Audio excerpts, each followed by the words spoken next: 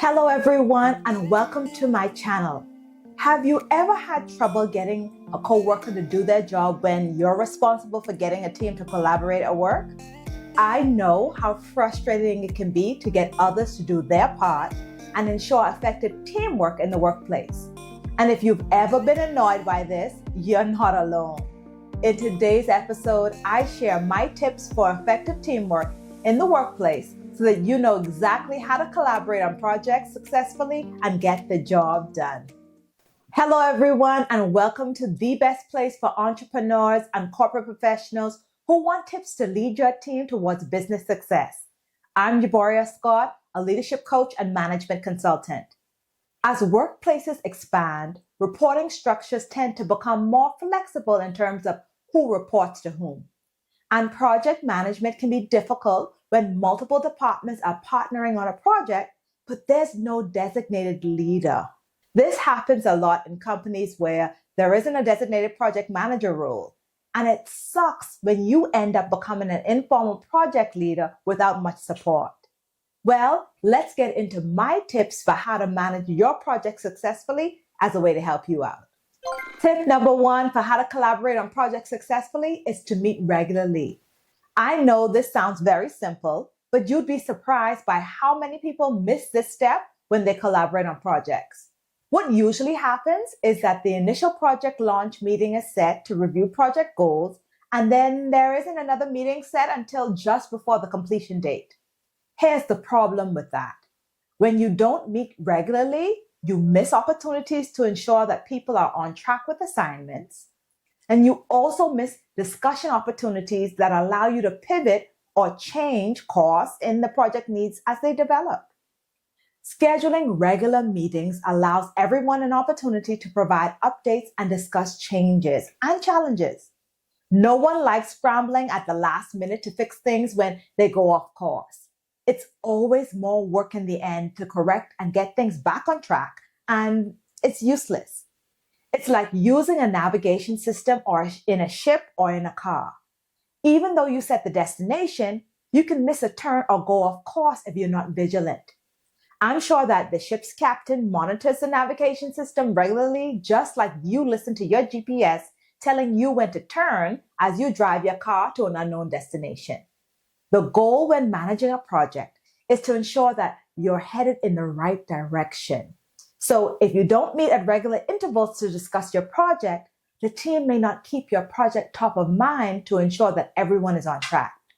The reality is that most workplaces are busy with competing priorities, and you don't want inattention to get your project placed on the back burner and forgotten. As the saying goes, the squeaky wheel gets the oil. So schedule check-in meetings at regular intervals as your squeaky wheel. Tip number two for how to collaborate on projects successfully is set deadlines. Sending follow-up emails with action items, setting task reminders, and setting timelines for deliverables are all tools that you can use to ensure that your project is successful. For example, having a designated team member recap your project meeting minutes will serve as a reminder to those involved of who is expected to do what, when each person agreed to complete the task. And the follow-up, you can also include resources required to perform tasks, and it should also include deadlines for accomplishing each task. As you know, setting deadlines helps keep everyone accountable to having deliverables ready at the set date and time. It's one sure way to keep everyone on track. Preset deadlines help you to incorporate project milestones so that you can measure progress towards successful project completion, setting individual tasks and deadlines for key assignments, and it also provides an opportunity to shift focus as you need to and introduce new strategies as needed. As you progress towards your goal, don't be afraid to adjust your timelines if and when you need to. Building in flexibility, if and when you can, will help you to accommodate the needs of the project and the changing schedules of your individual contributors. Tip number three for how to collaborate on projects successfully is when in doubt, get curious. If you've ever worked on a project and experienced one or two team members who aren't filling their role that they agreed to, it can be a very difficult situation to kind of navigate. First, let me say that when you have conflict like this, I recommend you always consult your human resource department for the best guidance that fits the practices within your company. I'll just share 2 scenarios of how I've helped coach some of my client leaders as they've handled these kind of specific situations in the past.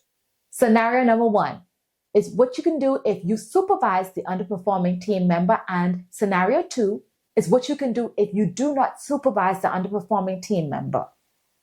In scenario 1, if you're a supervisor and the underperforming contributor reports to you, you have the authority to address the poor performance directly. You can start by sharing your observation with that person. Be sure to listen and follow up with curiosity instead of accusation.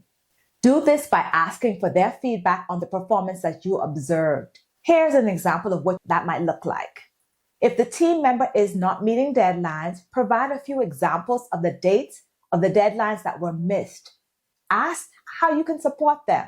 It could be that that person has a competing deadline or multiple projects that they're tasked with completing, and it may be overwhelming to them. By giving examples of the deficiency and asking questions, you allow room for feedback and discovery. At the end of the conversation, you can set the expectation. For example, you could reinforce the need for the employee to communicate when they're overwhelmed and remind them of their responsibility to let you know when they need support. Being curious opens the lines of communication, and it will allow you to determine if priorities need to be shifted. Being curious instead of accusing serves 2 main purposes. It may be enlightening for you. If a person who usually meets deadlines, they suddenly begin falling behind, there may be something else going on. For example, maybe your very capable team member missed a deadline because of a family illness or a family bereavement. So you want to be considerate of that. And the second benefit of being curious is that it will allow you to document the pattern of performance if the missed deadline is consistently due to inattention. Now, for scenario number 2, if the underperforming contributor does not report to you, meaning that you're not their supervisor, you'll need to tread lightly. In this case, you'll want to gather your documentation of examples and share it with the employee's supervisor so that they can address the concern. Speak to that person's supervisor and leave it at that. Don't get confrontational, and always follow your agency's policies on appropriate workplace conduct.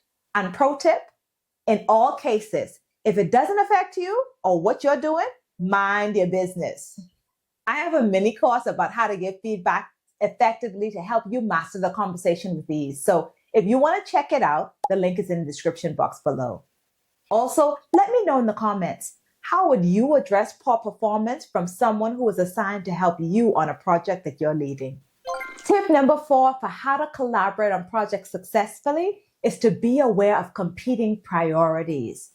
It's important to remember that your project is only one cog in the machine of multiple projects that are happening in your company. So it'll be important for you to know what other priority projects are on deck so that you can adjust your timeline accordingly. The last thing you want to do is compete for company resources. For example, if you're at the start of a calendar year in January and you want to start a project in March and it will require technical support, you'll need to request IT resource support in advance. If you wait until March when you start that project to request IT support, it may not be available.